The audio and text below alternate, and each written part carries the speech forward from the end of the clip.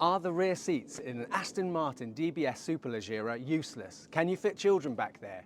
And how does this car's owner use it to spread joy and raise money for children's charities? And what does a die-hard fan of the previous generation Aston Martin think of the ultimate current Gen 1? I'm going to answer all of this and more. My name's Ben and welcome to Dadcars.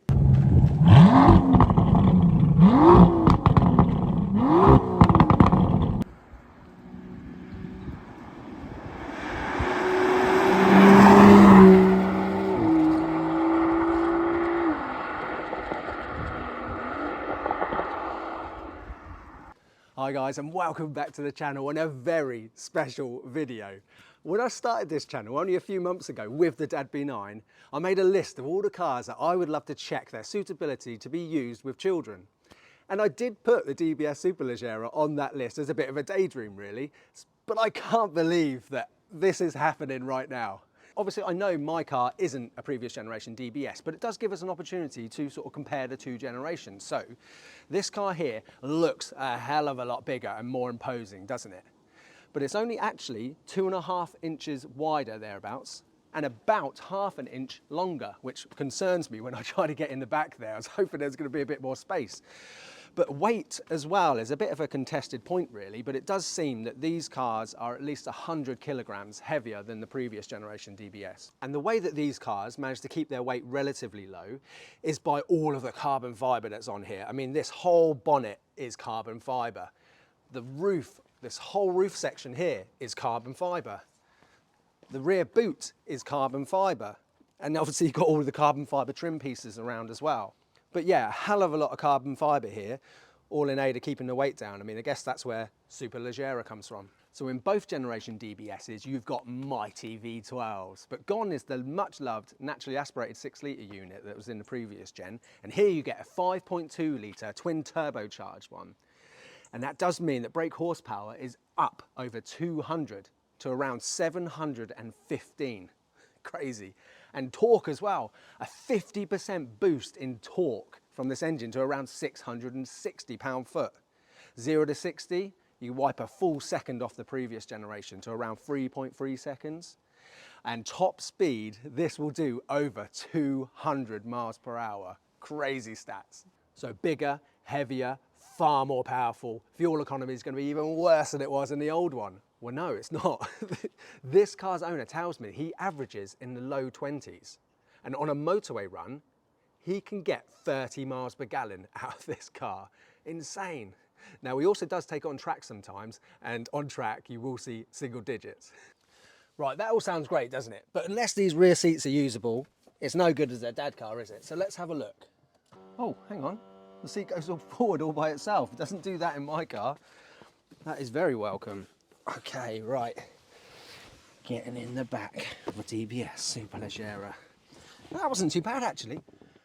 You know what, these seats, they are lower. They are lower than they are in the previous generation Astons. This is quite exciting. So look, obviously my head is resting on the roofline there, but there is more space back here than there is in my DB9. And look, just see that? I think the seat detected it was crushing me, and then it just pulled itself forward a little bit. You know what? These are very usable. I reckon I could do 45 minutes back here. This is actually generally quite impressive. I wasn't expecting this. And look, I can see isofic tags. Right, I'm excited now. Let's get some child seats and baby seats and just see what we can fit back here. And just look how lovely these rear seats are. I mean, this car here with the blue leather and the red contrast stitching and these red seat belts. It's really beautiful. Yeah, look, the whole panel comes out just like in the Rapide S, which I actually quite like because I'm always petrified about damaging the leather in the back of these seats when I'm testing the child seats. But obviously you've got a nice big clearance there to sort of click it in. Right, so I have got no real expectation of an isofix base and a rear-facing baby seat fitting in the back of an Aston Martin like this. Wow, even seeing the base sort of fit in the back of an Aston like this is quite a novelty and quite impressive. Right, so rear-facing baby seat. Okay, so look, even just seeing it in place there is quite a nice sight to see. But obviously the passenger side seat isn't going to go back, is it? But let's have a look. Yeah, so look, in its normal sort of position, it's not going to go back. But let's have a little play around with the settings, just on the off chance. So we lean it forward a bit.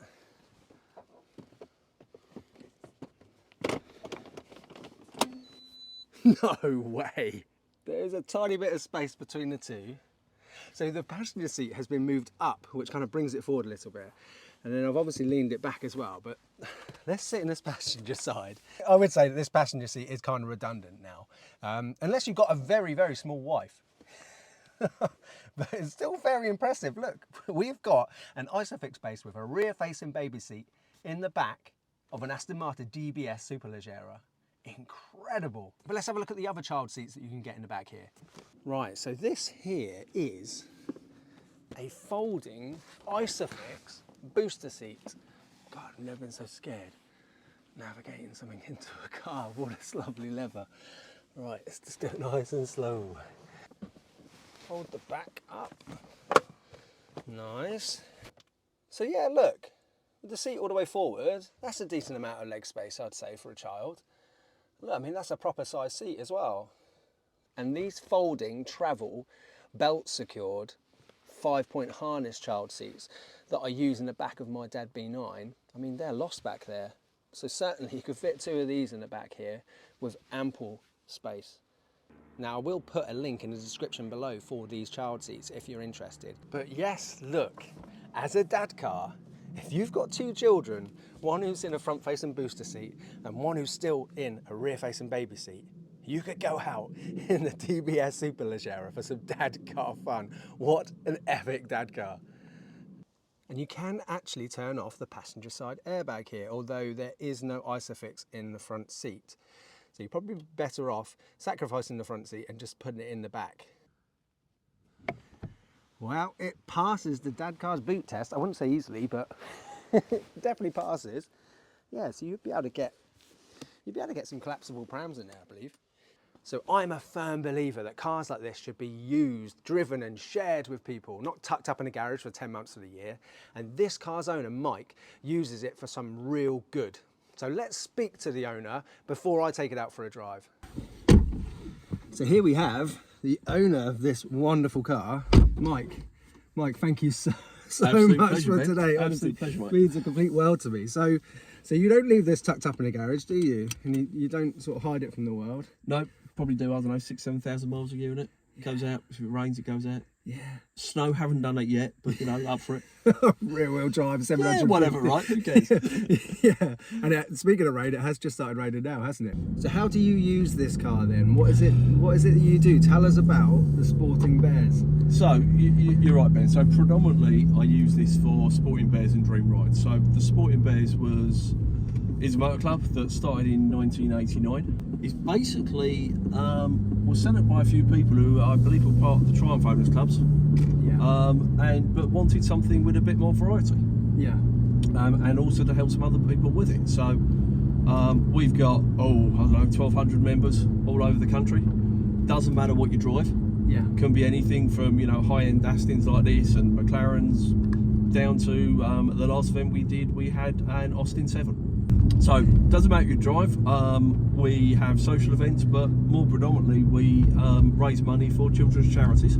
Yeah. So we do what we call Dream Rides. So you come along to an event, you make a suggested donation, and we take you out in the cars for 20 minutes, about 10-mile ride. All the drivers pick up all the costs for their cars, so we're picking up the costs of the fuel and the consumables, tyres and whatever, right? Yeah.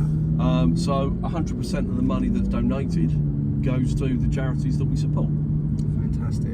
And as I said, they're always children's charities, mixtures of, you know, kind of cancer trusts and hospices and the like.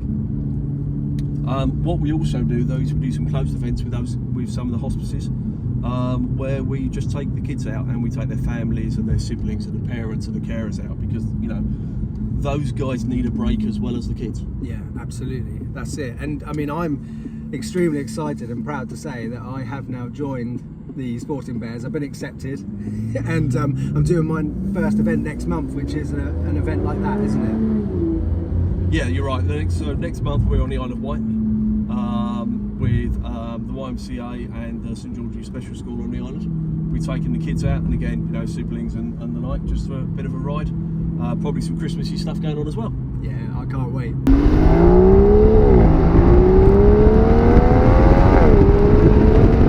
So if there's people that love cars like this and they would love to go in and have a ride in the passenger side of a car like this, these Sporting Bears events with the Dream Rides, it gives them an opportunity to pay to do that, but then all of that money goes to charity. Absolutely. So that's it basically. So you could experience, you know, being in a car like this, and all the money that you pay goes to a really good cause for children's charities. 100%. That's 100% of the money. So, you know, we do little shows all over the country, so little town fairs and stuff, right up to big events. We were at the NEC Classic Car Show last weekend. We were at Car Fest North and South this summer. Yes. Yeah. So yeah, you know, go to our website, Google Sporting Bears, and find out where we're going to be next coming on. A lot of my subscribers, they are people who've got exciting cars of all sorts of price ranges, and they love using them with their children. So they really love using them and spreading joy. How could somebody like that get involved with the Sporting Bears? Very, very simple. Go to our website, sign up to it. You can sign up online. Individual membership is £25 a year. So at events, we always need people to run the booking desk. We always need marshals out in the car parking area. So you don't have to have an exciting, well, every car is exciting to somebody. Yes. Right? And that's the key point. Yes. Everyone has got a different view of what their dream ride is.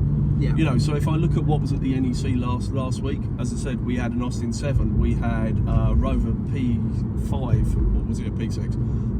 Not great up on my Rovers. We had MGB GTs, we had Astons, we had modern Porsche Taycans, electric cars. So anything has got something, you know, original minis, they're great. You know, my mum used to have one, it brings back memories when you're getting one. Yeah.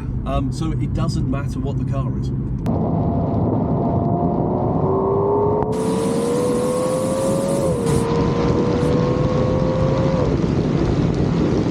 So Mike, what's your role within Sporting Bears then? So I'm currently the treasurer of the club.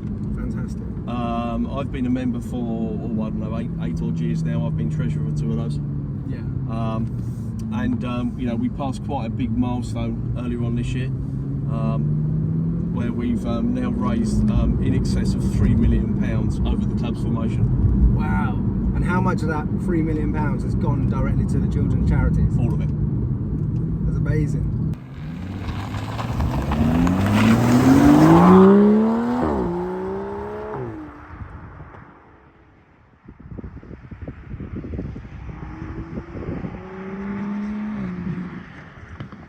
Wow. Here it is. Is this really happening? Am I about to drive an Aston Martin DBS Superlaggera rear-wheel drive 715 brake horsepower in the absolute bleeping rain? This is incredible. Right. Oh, the sound. Oh, okay, right. Let's do it. So a car as big as this and as low down as it, which is absolutely smothered in carbon fibre, it's going to be a bit scary sort of navigating it around and parking it, isn't it?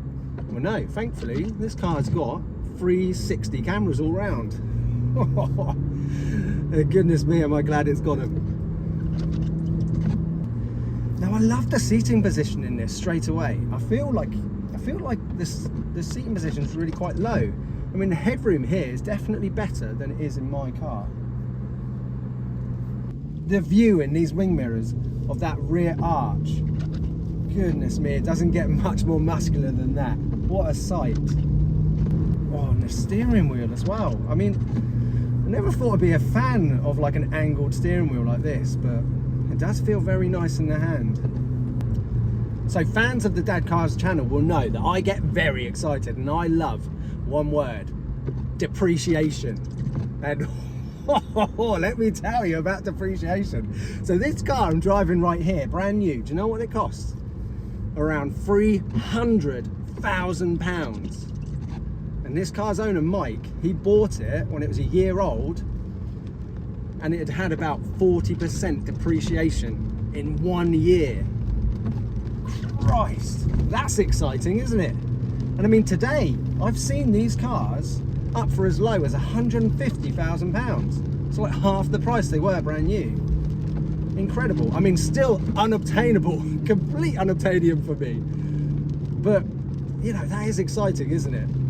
So running costs then, I talked about miles per gallon, didn't I? And how they're surprisingly a lot better than they are the previous generation cars. But other than that, I mean, this car's owner, Mike, he's had it on a 5-year servicing plan from when he bought it with Aston Martin anyway. And also he had the Aston Martin warranty, which is coming up for renewal soon. And he's kind of on the fence, like so many people are, to renew or not to renew. And it's about £2,500, isn't it, for the Aston extended warranty? And should you put that into a savings account and sort of dip into it if you need to, or should you keep it going? And a friend of mine has got a DB11, and he had a similar experience, a couple of years where the car was fine, nothing went wrong with it. So he opted to not renew.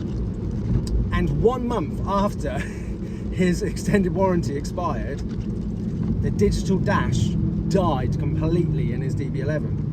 And do you know what the cost of a new digital dash is in one of these cars? £6,000. Yes. Well, fortunately, Aston Martin were pretty good, and they actually sort of helped him out a bit, and they sorted something out. So yeah, he didn't actually have to stomach that full cost.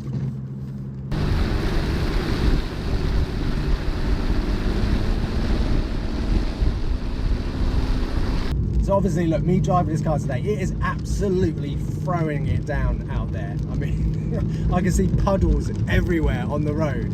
And I've got a rear-wheel drive, 715 brake horsepower car with this much torque. So I'm just going to be nursing it around and just enjoying it. But with a car like this, you don't need to be driving fast, do you? You know, Aston Martins, I mean, I've got it in sport mode. That exhaust sounds fantastic at 20 miles per hour. God, what an experience. How did this happen? This is amazing.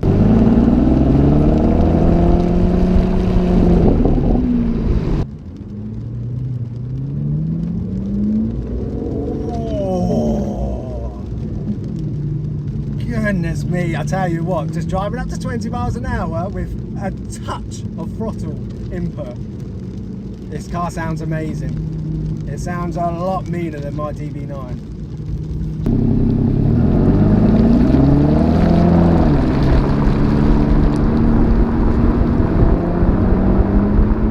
For me growing up, and I'm sure this is the same for a lot of you watching, I was always obsessed with 0 to 60 times. You know, I remember when the first car went like sub 4 seconds. Oh my God, it's crazy. And you know, what's going to beat what in a straight line on a drag strip? You know, I used to love all of that, but now we've got EVs. I mean, the whole 0 to 60 drag strip thing is done, isn't it? It's over. So why am I still so infatuated with cars like this? Well, I've got a theory on it. My granddad used to always say that people and everything in the world vibrates at different frequencies.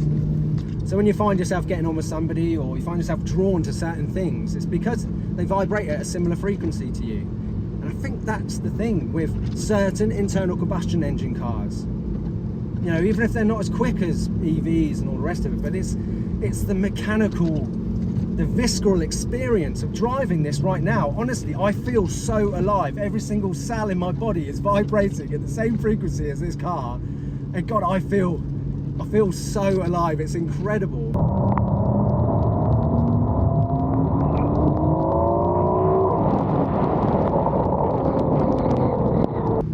And I don't think I'll get that with an EV. And look, I recently drove a Taycan Turbo S, and don't get me wrong, that car was incredible. Absolutely insane. But this is doing something to me.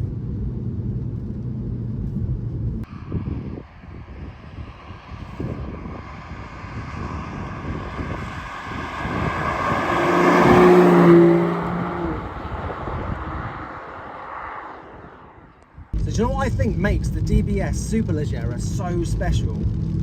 What it does, it walks up to the line, to the limit of what is possible with a front engine, rear wheel drive, internal combustion engine car. It walks right up to that line and leaves 1 foot planted this side of the line in pure, elegant refinement. And then it takes a massive step over the line into absurd insanity. And you're straddling that line when you're driving this car. And that's what makes it so special.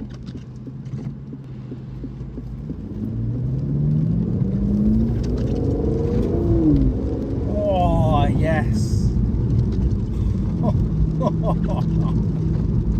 God, goodness me.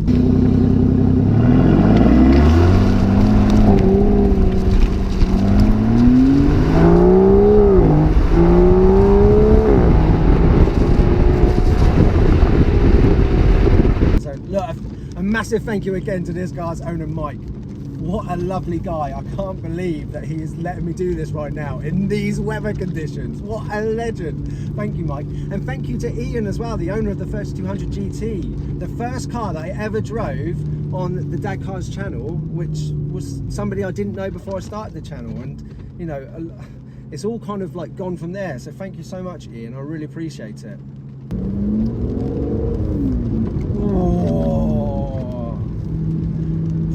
See, I love this about that recent Gran Turismo that I drove. You know, how you can just have fun going up to 20 miles an hour. The sound that this car makes.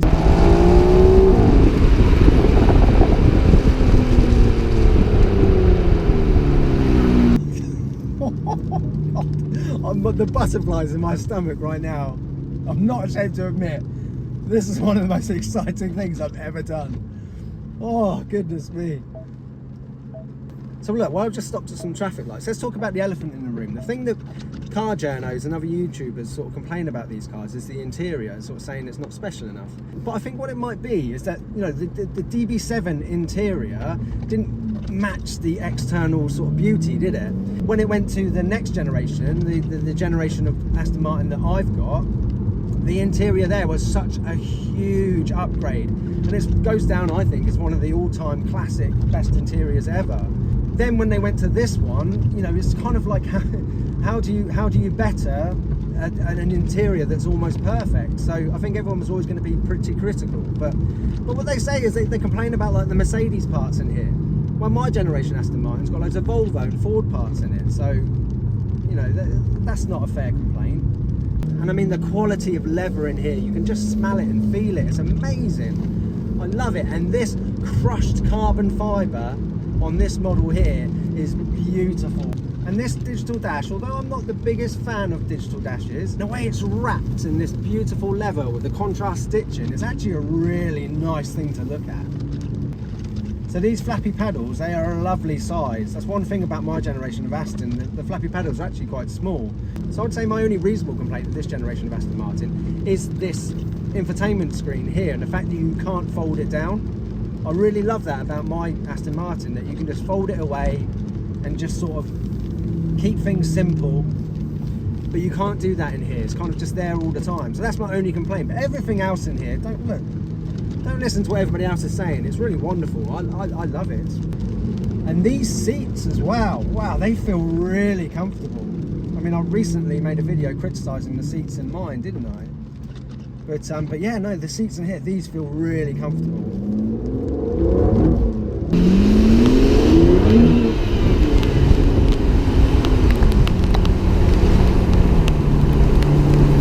I think the way to describe sort of driving this car right now, I kind of feel like 80% extreme excitement and 20% terror just because of these dreadful conditions.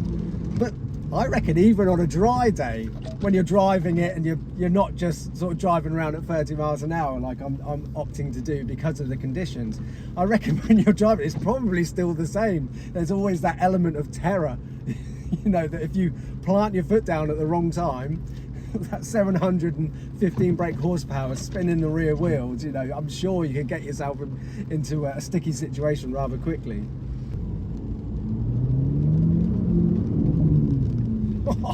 See, look, I just accelerated very, very softly up to 10 miles an hour, lifted off the accelerator, and you can hear that exhaust popping and crackling away behind you. It's like a fighter jet.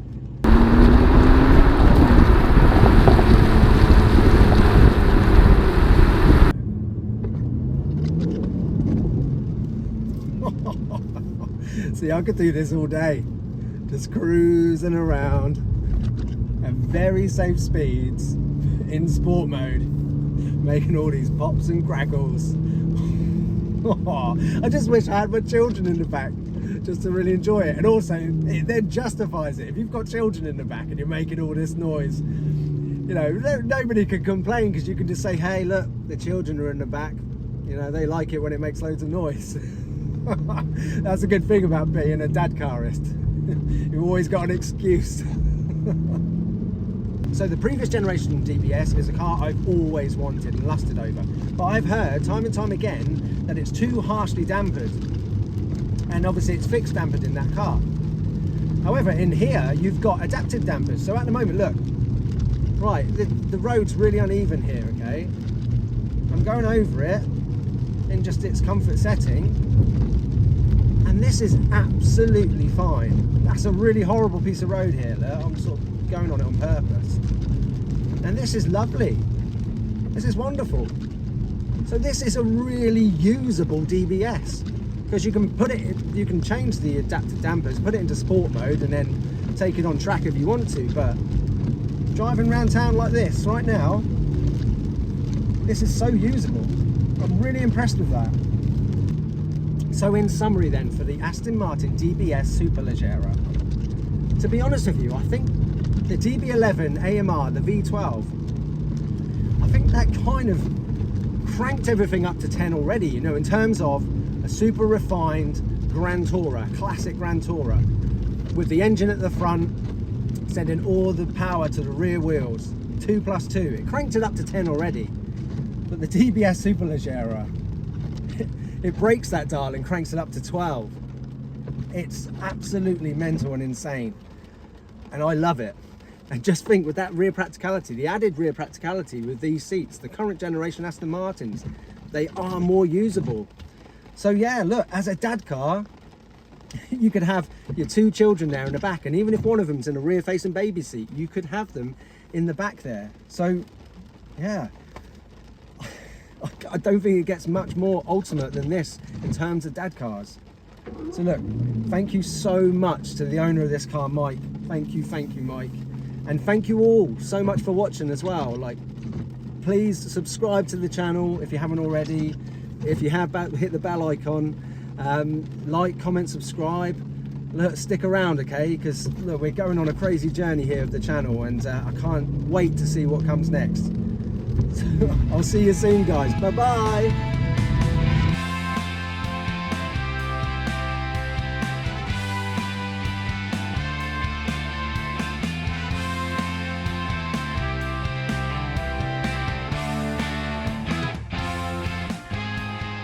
Thanks for watching, and please remember to check out the Sporting Bears website. Now, I'm a massive fan of Harry's Garage, and I remember the DBS Superleggera episode that he did when these first came out, and he said, and I quote, "I've yet to meet the human that can fit in the back of a DBS." Well, Harry, I would love to come and meet you and make a quick video just talking to you and finding out some stories of when you using your cars with your children as they were growing up. I bet you've got incredible stories, and I know that a lot of people would love to hear them. So yeah, look, I'm putting it out to the YouTube universe. Harry, I would love to come up quickly and just shoot a very quick video with you. I mean, to be fair, I think probably got enough there. Oh, okay. See what I mean? Yeah. Yeah. No, yeah, that's perfect. Hear that little burble there, the exhaust that you changed.